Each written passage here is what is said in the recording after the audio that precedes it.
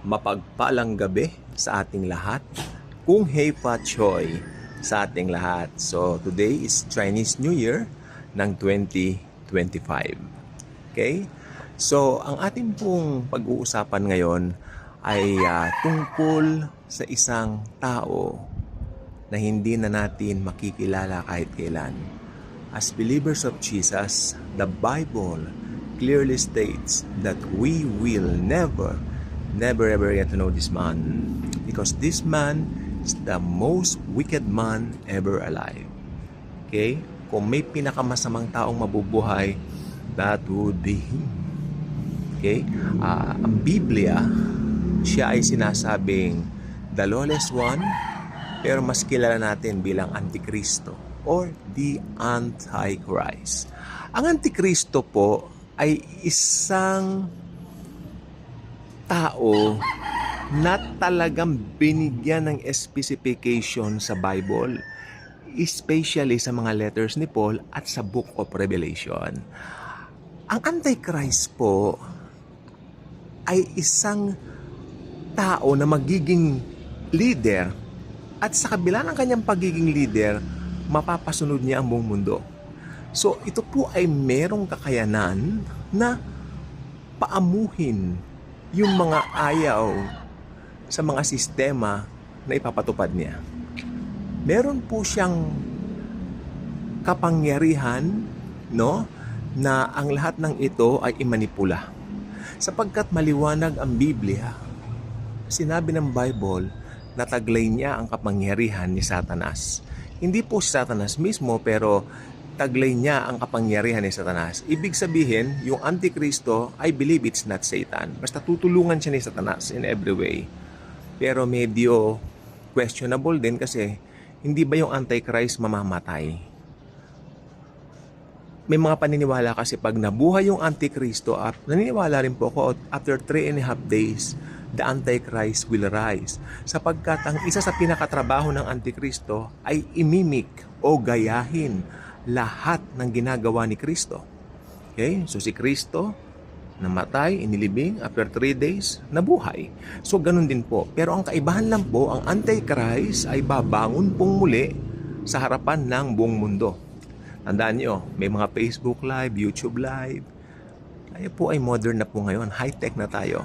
Okay? 5G, 3G, whatsoever. May nag-send ng message. Okay, teka. Okay. So, ayun. Ang Antikristo po ay mabubuhay. Because of that, ang mga tao mamamangha sa buong mundo.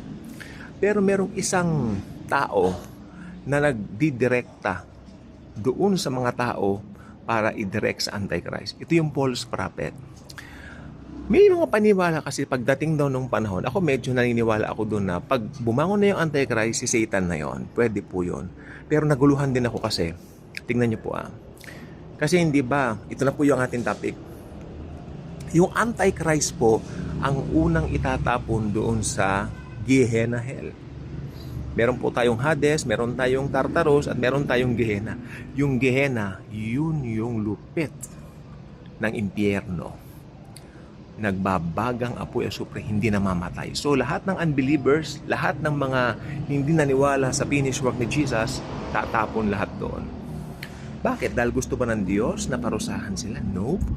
Dahil binigyan sila ng Diyos ng choice. Either tanggapin yung ginawa ng anak niya sa cross or i-reject ito. By not saying yes to the cross is a total rejection of the finished work of Christ. Kaya ang mangyayari po sa kanila, ayaw man ng Diyos na dalhin sila doon. Ang impyerno po hindi create ng Diyos para, anong tawag dito? Para pagparusahan sa mga tao. I-create niya ito para sa mga demonyo. Tandaan po ninyo, meron po mga fallen angels na tinatawag. Kaya ang nangyari po ngayon, right after that, mga nagrebelde sila, sumama sila kay Satanas, nagdesisyon sila na sumama kay Satanas by saying yes to Satan and no to God. God the Father, di ba? Kaya ang nangyari po ngayon, sila po ay ibinulid doon sa Tartarus. Pero meron pong isang ultimate na paglalagyan ang mga tao na ayaw maniwala kay Kristo. simula nung unang panahon. Those who rejected the Lord Jesus Christ, gumagabi na. Those who rejected the Lord Jesus Christ ever since the world began, parang kanta lang ng Survivor, no? Ever since the world began. Lahat po ng yan ay pagsasama-samahin hanggang dun sa kahuli-hulihan tao na magre-reject sa Panginoong Hesus, at lahat sila ay pagsasama-samahin doon sa Gehenna. Hindi po ako nananakot. This is a video of love. This is not a video of hate, at lalong this is not a video para takutin kayo. Wala yan sa aking bokabularyo. Duling-dulingin nyo man ako eh. Wala yan. Okay? So, ang katotohanan po nito, sa lahat po ng yan, kasi tignan nyo ha, yung Antichrist po, siya po ang pinakamasamang taong nabuhay sa mundo. Ibang klase yung papel ng Antikristo o yung role ng Antikristo na gagampanan sa buong mundo. Siya ang pinakamasamang tao na mabubuhay sa mundo. Sorry for that. Marami ako nakain kanina tanghali. Ayun, so siya po ay ibubulid. Teka muna, si Jesus Christ, sa second coming po niya, yun yung kapuspusan, yung peak ng kasama ng Antichrist. Darating na po si Jesus Christ. Ito po yung second coming niya, ha?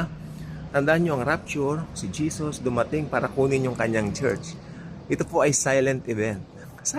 Silensyong event, no? Tayo lang po, at saka si Jesus na makakakita, ililip tayo ni Jesus, no? We will be caught up in the air, and we will meet Him in the air. Nakasuspend lang yung paa niya, habang papataas tayo, papunta sa Kanya. Very exciting moment to meet Jesus for the very first time. Ang ating Lord, ang ating Savior, ang nagmahal sa atin, na nagbigay ng buhay sa atin. We will meet Him for the very first time sa araw ng rapture. At ngayon po, church age pa rin tayo, no? Pag tumapak na po yung rapture, pag nag-umpisa na po yung rapture, papasok na po yung tribulation. That's 7 years in all. Okay? At doon siya maghahari-hari. Habang tayo, binibigyan tayo ng reward sa langit, yun yung Bema Seat of Christ. Pagkatapos, to make the long story short, kasi ang pinaka-topic natin dito, yung pagiging nauna o buena mano ng Antikristo sa hell. No? So, ang Antichrist po, pagdating ni Jesus Christ dito, second coming na po yon, nasa likod ni Jesus, alam nyo kung sino? Yes. All of His believers. Tayo po yun. Nandun tayo sa likod niya habang siya nangunguna. Then, pupugnawin niya ng kanyang hininga ang Antichrist. Ayan. Pagkatapos, ang Antichrist ay, kanya pong kukunin at siya po ay itatapon ng Panginoong Hesus doon sa, ito na po yung Gehenna. Okay? Kasama ng Antikristo yung false prophet o bulaang propeta. Ulitin ko, ang bulaang propeta, ang role nito ay ituro ang mga tao, yung mga hindi nakakaalam ng katotohanan, na ituro sila sa Antikristo. Sapagkat ang Antikristo ay magre-require ng pagsamba mismo sa kanya. Okay? Sapagkat sa tulong ni Satanas, kapagkat si Satanas po talaga, paborito niya talagang sambahin siya. Kaya mga pagmamataas ngayon ng tao, yung pride and all that, galing kay Satanas yan. Kasi ugali ni Satanas yan. Yung gusto mo sikat ka, gusto mo, ikaw lang ang sikat. Gusto mo nakikipagkumpetensya ka lagi. Satanas na Satanas po yan. Maniwala kayo sa akin. It's not the heart of God. Baligtad, sapagkat sa Diyos, meron kang kapayapaan ng loob dahil alam mo, mahal ka ni Christ. So matatapos lahat yan pagdating ni Jesus at ibubulid niya ang Antikristo dito sa Gehenna hell. Siya po ang buena manong tao doon, kasama yung false prophet. No? The false prophet and the Antichrist ang mga buena mano sa Gehenna hell. Pero kawawa siya doon kasi 1,000 years, isasarap pa yun bago ilagay doon. Mauuna pa sila kay Satanas, maniwala kayo. Mauuna pa sila kay Satanas. Then after that, pag nandun na sila sa Gehenna hell, si Satanas naman po ikukulong ng 1,000 years para si Jesus ay maghari sa buong mundo. Yung 1,000 year millennial reign niya, at syempre ang headquarters po sa Jerusalem. Naniniwala ko bawat believers po, may gampanin po tayo Okay? Basta nagtiwala tayo sa finished work ni Jesus, makatitiyak po tayo, makakasama tayo doon. Gumagabi na po. So maraming salamat sa panonood. God bless everyone.